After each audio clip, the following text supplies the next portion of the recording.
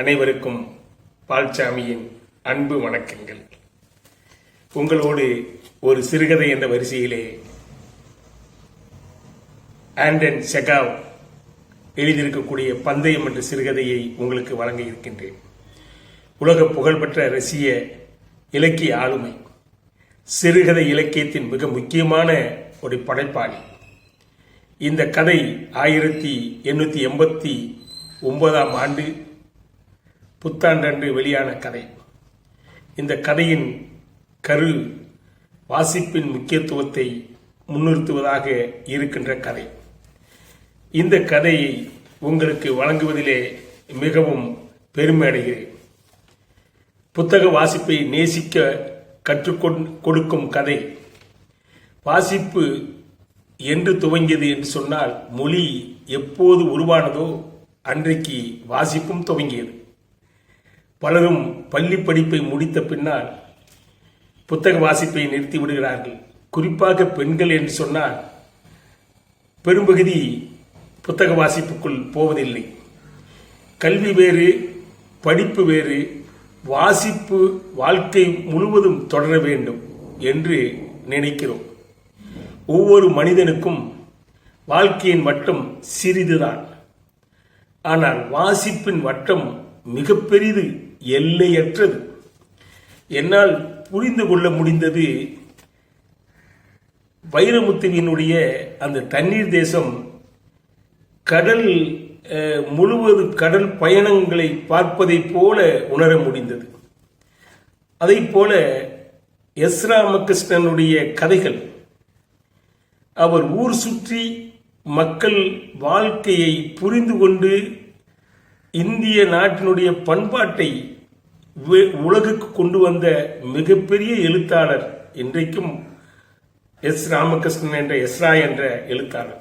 அவரை புரியும் அவருடைய இந்திய நாடு முழுவதும் பண்பாட்டை அதிலே புரிந்து கொள்ள முடிகிறது அவர் எழுத்திலே. ராகுல்ஜி எழுதிய வாழ்கா முதல் கங்கை வரை என்ற அந்த புத்தகத்தில் பல நூற்றாண்டுகள் நாம் படிக்கும்போது அதை பயணம் செய்ய முடிகிறது. அந்த புத்தகம் படிக்கும்போது இப்படி புத்தகம் வாசிப்பு என்பது எவ்வளவு பெரிய முக்கியத்துவத்தை கொடுத்திருக்கிறது என்பதை இன்னும் ஒரு சில விஷயங்களை சொன்னால் சிறப்பாக இருக்கும் என நினைக்கிறேன். 1931 ஆண்டு மார்ச் 23 பகத்சிங்கை தூக்கிலிடுவதற்காக தயாராகி கொண்டிருக்கக்கூடிய நேரம், சிறை அதிகாரி பகத்சிங்கை சென்று அவர் தயார்படுத்துவதற்காக போய் பார்க்கிறார். அப்போது பகத்சிங் சொல்கிறார், நான் ஒரு புரட்சியாளனோடு பேசிக் கொண்டிருக்கிறேன் என்று சொல்லுகிறார். யார் அந்த புரட்சியாளன்? லெனின், மாமேதை லெனின். அரசும் புரட்சியும் என்ற ஸ்டேட் அண்ட் ரெவல்யூஷன் என்ற புத்தகத்தை படித்துக் கொண்டிருக்கிறார் பகத்சிங். தூக்கு மேடைக்கு ஒரு சில நிமிடங்கள் இருக்கும் நேரங்களில் கூட தன்னுடைய வாசிப்பை பதிவு செய்திருக்கக்கூடிய பகத்சிங்கை இன்றைக்கு நினைவு கூற முடிகிறது. அதை போல கார்ல் மார்க்ஸ் லண்டன் மாநகரிலே இருக்கக்கூடிய அந்த நூலகத்தில் நூலகர் வந்து திறக்கும் போது உள்ளே நுழைந்து நூலகர் கதவை சாத்தும் போது, இரவாகும் போது கடைசி ஆளாக வெளியே வரக்கூடிய மாமேதை லெனின் உலகுக்கு உழைப்பாளி மக்களுக்கு கொடுத்திருக்கக்கூடிய எழுத்து, அந்த எழுதிய எழுத்துக்கள் இன்றைக்கும் பேசப்படக்கூடிய, நூற்றாண்டுகளை கடந்தும் இன்றைக்கு விவாதத்திற்கு எடுத்துக்கொள்ளக்கூடிய, படிக்கக்கூடிய, ஆர்வமாக படிக்கக்கூடிய புத்தகங்களாக அவருடைய எழுத்துக்கள் இன்றைக்கு இருந்து கொண்டிருக்கிறது. அதே போல பேரறிஞர் அண்ணா அவர்கள் தன்னுடைய அறுவை சிகிச்சைக்காக ஒதுக்கப்பட்ட நேரத்தில், இன்று ஒரு நாள் கூட தள்ளி போடுங்கள் என்னுடைய அறுவை சிகிச்சையை என்று அவர் படித்துக் கொண்டிருந்த புத்தகத்தை முடிக்க வேண்டும் என்று சொல்கிறார். இப்படி புத்தகங்கள் வாசிப்பு என்பது மிக முக்கியமாக கருதப்படக்கூடிய நிலைமையில் தான் இந்த கதையை உங்களுக்கு வழங்க விரும்புகிறேன். இந்த பந்தயம் என்ற அந்த சிறுகதை அப்படி ஒரு வாசிப்பை மிக உன்னதமாக சொல்லக்கூடிய ஒரு கதையாக இருக்கிறது. கதை இப்படி தொடங்குகிறது. ஒரு 25 வயது நிரம்பிய வழக்கறிஞர் ஒரு வங்கி அதிகாரி அழைத்திருக்கக்கூடிய ஒரு விருந்துக்கு செல்கிறார். விருந்து என்றால் பெரிய அறிஞர்கள்லாம் கூடி மது அறிந்து பல்வேறு விவாதங்களை தொடர்ந்து அப்படி ஒரு சந்திப்பு தான் அந்த விருந்து. அறிஞர்கள் கலந்து கொள்வார்கள். விவாதம் என்றால் பல்வேறு வகையிலே அது சுற்றி திரியும். ஒரு கட்டத்தில் அந்த விவாதத்தில் மரண தண்டனை பற்றியான விவாதம் வருகிறது. உலகத்தில் பலரும் மரண தண்டனையை எதிர்க்கிறார்கள். ஆயுள் தண்டனையாக இருக்க வேண்டும் என்று சொல்கிறார்கள். இப்படி அந்த விருந்து ஒரு வங்கி அதிகாரி ஏற்பாடு செய்திருக்கக்கூடிய அந்த விருந்துல இப்படி அந்த அதிகாரி முன்வைக்கிறார். விருந்தளிப்பவர் ஆயுள் தண்டனை முழுவதும் அணு அணுவாக சாவதை காட்டிலும் மரண தண்டனை மேல்தானே என்று அந்த விருந்து அளித்தவர் சொல்கிறார். இன்னும் சில பேர் இரண்டுமே மோசம், எதுக்கு கடவுள் கொடுத்த உயிரை இப்படி அழித்துக் கொள்வது, யார் கொடுத்தார்கள் என்று சொல்கிறார்கள். கடவுளுக்கு மட்டுமே உயிரை மாய்ப்பதற்கு உரிமை உண்டு என்று சொல்கிறார்கள். 25 வயது அந்த இளைஞன் வழக்கறிஞர் சொல்கிறார், மரண தண்டனை காட்டிலும் மரண தண்டனையா அல்லது ஆயுள் தண்டனையா என்று ஒரு முடிவுக்கு வந்தால் அது சிறை தண்டனையே சிறப்பு என்று முடிவெடுத்துக் கொள்வேன் என்று சொல்கிறார். சாவது என்பதை காட்டிலும் வாழ்வது சிறந்ததுதானே என்று சொல்கிறார். இதனை ஏற்றுக்கொண்ட அந்த வங்கி அதிகாரி பந்தயத்திற்கு வருமாறு அழைக்கிறார். அவர் சொல்வதை, பந்தயத்திற்கு வருவது என்றால் வருகிறேன், அப்படி என்றால் 5 வருடம் கடுமையான சிறை தண்டனை ஏற்றுக்கொண்டால் நான் அதற்கு சன்மானமாக 2 மில்லியன் பணத்தை தருவேன் என்று அவர் சொல்லுகிறார். யாரு? விருந்து ஏற்பாடு செய்தவர். உடனடியாக அந்த இளம் வழக்கறிஞர் 5 வருடம் என்ன, என்னால் 15 வருடம் இருக்க முடியும் என்று சொன்னார். 15 வருடம் சிறைக்கு 2 மில்லியன் பணம் என்று பந்தயம் முடிவானது. அதிகாரிக்கு சொந்தமான அந்த விருந்திலே முடிவாக்கப்பட்டது. பந்தயம் ஏற்றுக்கொள்ளப்பட்டது. அதிகாரிக்கு சொந்தமான தோட்டத்து வீட்டிலே அவர் வீட்டு காவலில் வைக்கப்பட்டார். மனிதர்கள் யாரும் இல்லை. ஒரு பத்திரிகை கூட கொடுக்க முடியாது. இசைத்தட்டு கேட்கலாம், புஸ்தகத்தை மட்டும் படிக்கலாம். இப்படி தனிமையிலே இருக்க வேண்டும் என்று அந்த நிபந்தனை விதிக்கப்பட்டு தோட்டத்திலே இருக்கக்கூடிய ஒரு அறையிலே சிறை வைக்கப்படுகிறார். வாசிப்பு பழக்கமே இல்லாதவர் இவர். அவருக்கு புஸ்தகம் படிக்கணும்னு சொல்றாங்க. தனிமையிலே இருக்கக்கூடிய அந்த கொடுமையை அவன் எதிர்பார்த்ததை காட்டி மோசமாக இருந்தது. முதலில் இசைத்தட்டு கேட்கிறான். 6 மாதங்கள் ஆகும். வெறுப்படைகிறான். அதற்கு பின்னால் வேறு வழியே இல்லாமல் புஸ்தகங்கள் கேட்கிறான். புத்தகங்கள் அவன் கேட்க கேட்க கொடுக்கப்படுகிறது. மொழி தெரிந்து கொள்வதற்காக 1-2 மொழிகளினுடைய அந்த பயிற்சிக்கான புத்தகங்களை கேட்கிறான். அதுவும் படித்து முடித்து விட்டான். ஒரு வருடம், ஒரு 2 வருடம் அப்படியே கடந்து போகிறது. புத்தகங்கள் கேட்க அவன் விரும்பிய புத்தகங்கள் எல்லாம் கொடுக்கப்படும், கேட்டதெல்லாம் கொடுக்கப்படும் என்று முடிவானதனால் அதை செய்கிறான். முதலில் பொழுதுபோக்கு புத்தகங்களை படிக்கிறான். காலம் செல்ல செல்ல வரலாற்று நூல்கள், வரலாற்று சரித்திர நூல்களை படிக்கிறான். அப்படியே பூகோளவியல் நூல்களும் படிக்கிறான். படிக்க படிக்க அவனுக்கு இன்னும் கொஞ்சம் ஆர்வம் ஏற்படுகிறது. அப்படி ஒரு ஒரு 3 வருடங்கள் 4 வருடங்களுக்கு பின்னால் விவிலியம் என்று சொல்லக்கூடிய கிறிஸ்துவ புனித நூல் பைபிளை படிக்கிறார். அவர் அதை 3 வருடங்கள் எடுத்துக்கொள்கிறார்.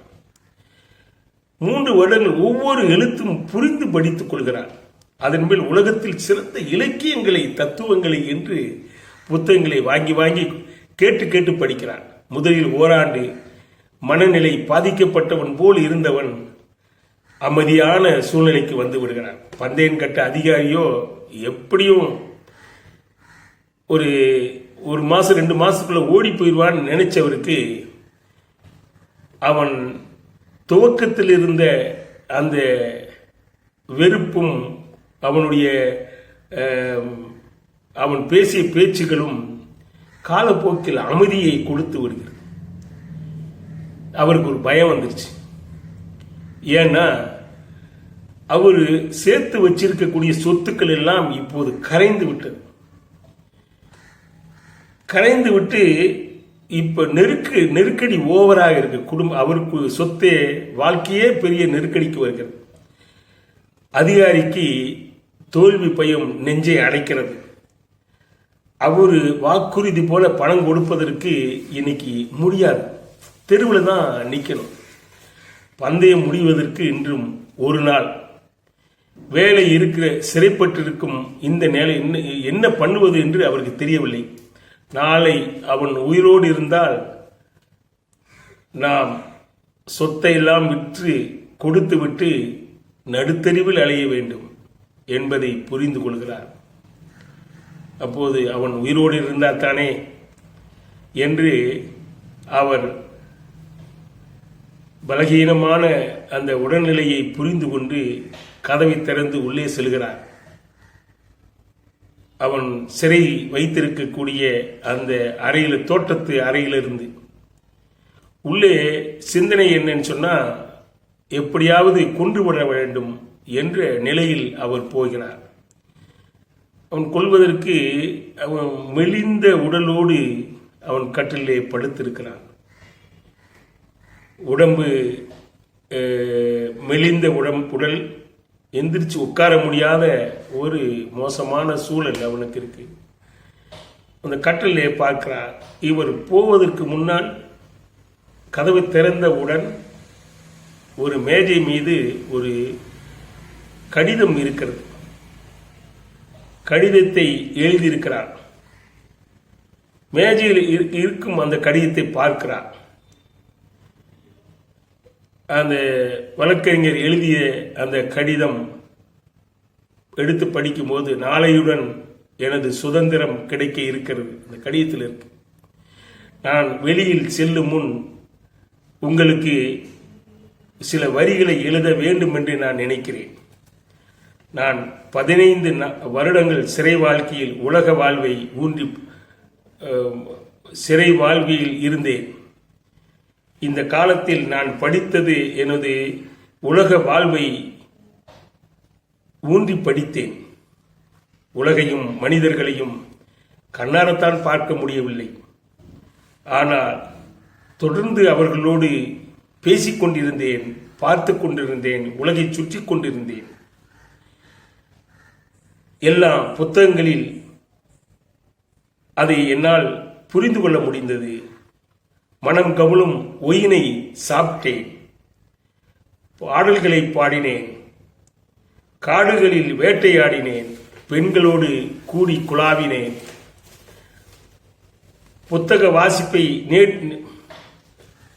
புத்தகம் எனக்கு மிகப்பெரிய அளவில் கற்றுக் கொடுத்தது. கவிஞர்களும் அறிவாளிகளும் என்னுடைய காதில் வந்து கவிதைகளையும் சிறுகதைகளையும் சொல்லி சென்றார்கள். புத்தகங்களினால் நான் மலை ஏறினேன். இயற்கை எழிலை முழுமையாக தரிசித்தேன். முடிவில்லா பள்ளத்தில் குவித்தேன். இந்த வாய்ப்பை எனக்கு அளித்தீர்கள். பந்தயத்தின் போது தாங்கள் வழங்கியிருப்பதாக இருந்த அந்த 2 மில்லியன் பணத்தை எண்ணி மிகவும் சந்தோஷமாக இருந்தேன் துவக்கத்தில். தற்போது நான் அதை ஏற்க விரும்பவில்லை. அதனை பெரும் தகுதியை இழக்கும் பொருட்டு குறிப்பிட்ட நேரத்திற்கு முன்னால் 5 மணி நேரத்திற்கு முன்னால் இந்த அறையை விட்டு வெளியே செல்லலாம் என்று நினைக்கிறேன் என்று எழுதிய கடிதத்தை படித்தார். மேஜையில் வைத்துவிட்டு அப்படியே அழுதபடியே திரும்பி வந்து விட்டார்.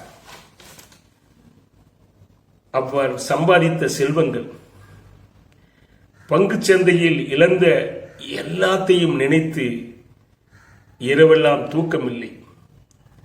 இந்த செல்வங்கள் எல்லாம் பெரிதாக நினைக்கவில்லை. அன்றிரவு அவருக்கு தூக்கமே வரவில்லை. மறுநாள் காலை அந்த காவலாளி ஓடி வருகிறார். வெளிரிய முகத்தோடு, ஐயா ஐயா, ஜன்னல் வழியாக அந்த இளைஞன் தப்பித்து சென்று விட்டார் என்று சொன்னார். அதிகாரியோ குழப்பங்களுக்கும் வீண்பலிக்கும் ஆளாகி விடக்கூடாது என்பதற்காக அந்த கடிதத்தை, அந்த அறையில் இருந்த கடிதத்தை எடுத்து தனது பெட்டகத்திலே பாதுகாப்பாய் வைத்தார். இதுதான் ஆண்டன் செகாவ் எழுதியிருக்கக்கூடிய கதை. ஒரு மனிதன் புத்தகத்தை 15 வருடங்கள் புத்தகங்கள் படிக்கும்போது அவன் வெளி உலகங்களிலே மனிதர்களோடு, இயற்கையோடு, இன்னும் காடுகளிலே, பல்வேறு மலைகளிலே அவன் சுற்றித் திரிந்த அனுபவங்களை, மனிதர்களோடு பேசிய அனுபவங்களை அவன் பெறுகிறான். ஆகவேதான் வாசிப்பு என்பது உன்னதமானது. மனதிலே இருக்கக்கூடிய இருளை போக்கக்கூடியது. நமக்கு இருக்கக்கூடிய அந்த நெருடல்களை புரிந்து கொள்ள முடிகிறது. அந்த நெருடல்களிலிருந்து வெளிவர முடியும். உறவுகளிலே இருக்கக்கூடிய கசப்புகளை தூக்கி எறிய முடிகிறது. இன்றைக்கும் மனிதனுக்கும் மனிதனோடு பழகக்கூடிய அந்த பண்பாட்டை நல்ல உணர்வோடு நாம் புரிந்து கொள்வதற்கெல்லாம் வாசிப்பு மிகப்பெரிய ஆயுதமாக இருக்கிறது. நாம் ஒரு இடத்தில் இருந்து உலகத்தில் எங்கெல்லாம் என்ன நடந்து கொண்டிருக்கிறது, ஒவ்வொரு நூற்றாண்டுகளில் நாம் இந்த மனித சமூகத்தை புரிந்து கொள்வதற்கு அது உதவுகிறது. ஆகவேதான் வாசிப்பை முக்கியத்துவம் முன்னிறுத்தி ஆண்டன் செகாவ் 110 ஆண்டுகளுக்கு முன்னால் 130 ஆண்டுகளுக்கு முன்னால் எழுதியிருக்கக்கூடிய இந்த சிறுகதை மிகப்பெரிய சிறுகதை உலகிலே இன்றைக்கும் பேசப்படுகிறது என்பதை புரிகிறது. அவ்வளவு சிறப்பான கதையை உங்களுக்கு வழங்குவதிலே நான் பெருமகிழ்ச்சி அடைகிறேன். நன்றி, வணக்கம்.